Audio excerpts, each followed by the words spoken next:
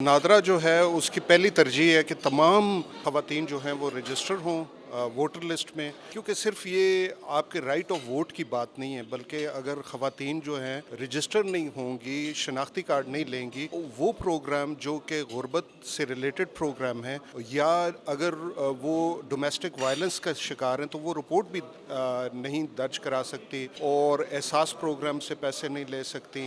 Right to vote जो है ना वो एम्पावरमेंट से रिलेटेड है। अगर ख़वातीन को एम्पावर होना है, वो ख़वातीन जो चाहती हैं कि वो अपना हक़ राय दही इस्तेमाल करें, वो ख़ुद आएँ सेंटर पे।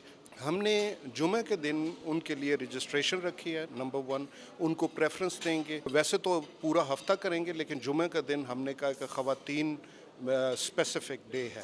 हम कोशिश करें कि स्टाफ हो तो सैटरडे को भी करें।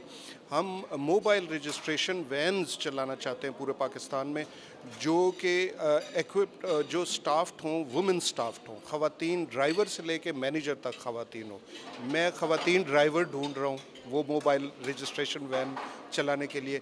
मैं ख़वातीन को पेमा ढूंढ रहा हूँ ताकि वो पाकिस्तान की मैजेस्टिक माउंटेन्स में जाके और ख़वातीन को रजिस्टर करें। हमारी तकरीबन 266 मोबाइल वैन्स जो हैं वो ख़वातीन को रजिस्टर करने के लिए ख़वातीन के स्टाफ के साथ पाकिस्तान भर में मूव करेंगी। नादरा के सेंटर्स जो हैं वो तमाम डिस्ट्रिक्ट्स में हैं, लेकिन तमाम तहसील में नहीं हैं। कल वज़ीर-ए-आज़म पाकिस्तान ने भी इसकी ऑथराइजेशन दे दी है कि 14 अगस्त तक तमाम तहसीलों में नादरा के दफातर होने चाहिए। हमने एनालिसिस किया है 46 नए दफातर हमें खोलने पड़ेंगे और 14 अगस्त तक तमाम तहसीलों में नादरा के ऑफिस खुल जाएंगे।